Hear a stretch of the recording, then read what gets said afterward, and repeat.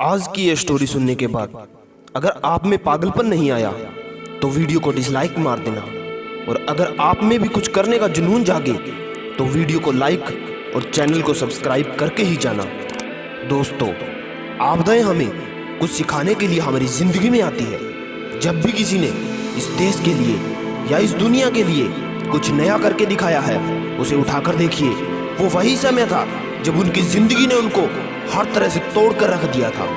एक ऐसा ही उदाहरण स्पोर्ट्स पर्सन महिला का है, जिसने अपनी परिस्थितियों को जीतकर एक ऐसा इतिहास रच दिया जिसको आज पूरी दुनिया जानती है।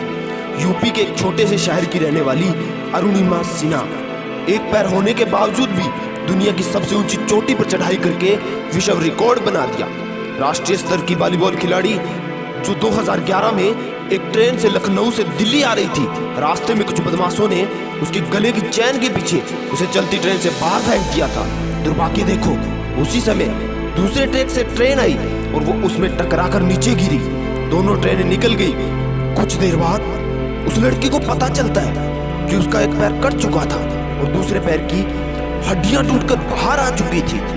पूरी रात वो लड़की चिल्लाती रही, चीखती रही कि कोई उसे बचा ले, लेकिन कोई उसे बचाने नहीं आया। पूरी रात में 49 ट्रेनें गुजर गई। सीन इतना भयानक था कि उसकी आंखों के सामने चूहे उसके पैर को कुतर कर खा रहे थे। पूरी रात वो चिल्लाती रही, चीखती रही और वहीं पड़ी रही। जैसे ही सुबह हुई, गांव वालों ने उसे उठाया और डिस्ट्रिक्ट हॉस्पिटल में दाखिल करवा दिया। वहां उसका एक पैर काट दिया गया। इतना बड़ा पहाड़ टूटने के बाद भी मीडिया में बातें हुई कि अरुणिमा के पास टिकट नहीं था और वो ट्रेन से कूद गई। किसी ने कहा कि वो सुसाइड करने गई थी। एक यंग एज की लड़की जिसके साथ इतना बड़ा हादसा हुआ, उनके घर वालों पर और उस पर क्या असर पड़ा होगा ऐसे समय में, जिस समय उस लड़की का दिमाग तो काम कर रहा था लेकिन बॉडी का पता नहीं कि काम करेगी या नहीं। और उस लड़की ने डिसाइड कर लिया कि वो वॉलीबॉल नहीं, सबसे डिफिकल्ट गेम करेगी। तब उसने माउंट एवरेस्ट पर चढ़ाई करने की ठान ली। ये बातें कहने और करने में बहुत फर्क होता है। हमारे पास सब कुछ होते हुए भी कभी इसके बारे में सोच नहीं पाए। वो लड़की जिसका आधा शरीर खत्म हो चुका था, ये डिसाइड कर लिया क्योंकि उसने परिस्थितियों को अवसर में बदल दिया। जब उसने लोगों से इसके बारे में बात की, तब हर किसी ने उसको पागल बताया। लेकिन मानना, जिस दिन लोग आपको पागल कहने लग जाएंगे, उस दिन आप सही डायरेक्शन में लगे हो। लेकिन उस लड़की की अंतरात्मा यही कह रही थी कि तुझे करना है।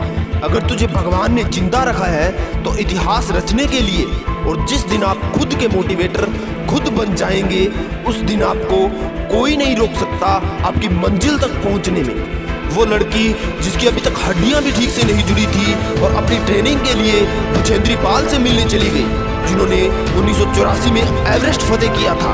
और जब बछेंद्री पाल ने अरुणिमा को देखा तो उनकी आंखों में आंसू आ गए और बोली कि अरुणिमा, तुमने ऐसी हालात में एवरेस्ट जैसे पहाड़ के बारे में सोचा तो तूने अपने अंदर तो एवरेस्ट फतेह कर लिया, अब तो तुझे सिर्फ लोगों को दिखाना है। जब उसकी ट्रेनिंग शुरू हुई तो उसके पैर से खून निकलता था।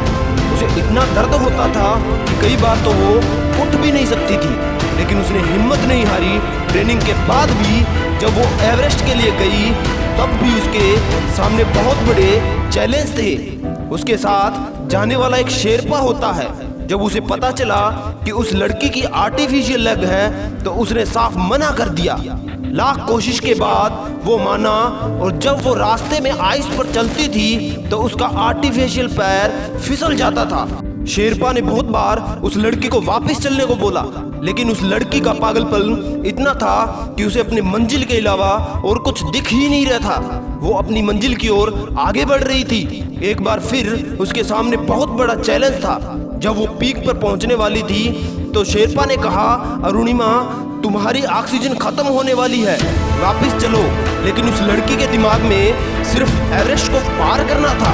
उसने अपनी मौत की परवाह नहीं की और एवरेस्ट की पीक पर पहुंच गई। उसने शेरपा से कहा कि मेरी एक फोटो क्लिक करो, अगर मैं जिंदा वापस नहीं गई तो मेरे भारत तक पहुंचा देना कि मैंने एवरेस्ट फतेह कर लिया। अब उस लड़की की ऑक्सीजन पूरी तरह खत्म हो चुकी थी। वो वहीं गिर गई। लेकिन एक बात याद रखना, जब तक ऊपर वाले की लिस्ट में आपका नाम नहीं है, आपको कोई कुछ नहीं कर सकता। 7 घंटे वो लड़की रेलवे लाइन पर पड़ी रही, तब भी कुछ नहीं हुआ, तो अब उसे इतिहास ही रचना था। उसी समय एक ब्रिटिश चढ़ाई कर रहा था जिसके पास 2 सिलेंडर थे। उसने एक को वहीं फेंका और वापस जाना शुरू कर दिया, क्योंकि उस समय मौसम बहुत खराब था। शेरपा ने फटाफट वो ऑक्सीजन उठाई और उस लड़की को लगा दी। कहते हैं जब आप में कुछ करने का पागलपन हो तो ऊपर वाला भी आपके साथ होता है। ऊपर वाला भी चाहता था कि वो जिंदा रहे, और उसने आज तक दुनिया की बहुत सी ऊंची चोटियों को फतेह कर दिया। बहाना तो उसके पास भी बहुत थे, उसके पास पैर नहीं था, उसके पास पैसे नहीं थे, लेकिन उसने दुनिया के लिए एक मिसाल पैदा कर दी। जो लोग सोचते हैं कि मैं लड़की हूँ, मैं विकलांग हूँ, मैं मिडिल क्लास से हूँ, और जो हार कर दोबारा लड़ना नहीं चाहते, उस लड़की ने अपनी जिंदगी से हार कर भी एक इतिहास रच दिया। लेकिन उसमें वो पागलपन था, और उसी पागलपन ने आज उसे दुनिया के सामने लाकर खड़ा कर दिया। दोस्तों, अगर आप भी कुछ अच्छा करना चाहते हो तो आपको भी वो पागलपन लाना पड़ेगा। परिस्थितियां कैसी भी क्यों ना हो, उनको अवसर में बदलना सीखो, क्योंकि जब तक आप पे आपदा नहीं आएगी, आप सफल नहीं हो सकते। कामयाब लोगों के सामने बहाने नहीं, उनके सपने होते हैं।